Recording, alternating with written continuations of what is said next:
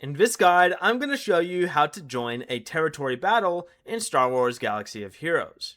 This is Miguel from Just Boz, and before we get into this guide, make sure to like the video and subscribe to the channel with all notifications on for more content like this. It really does help out the channel and we'd greatly appreciate it. If you have any questions, just ask them down in the comment section below. I'm going to be doing my best to reply to every single comment down there.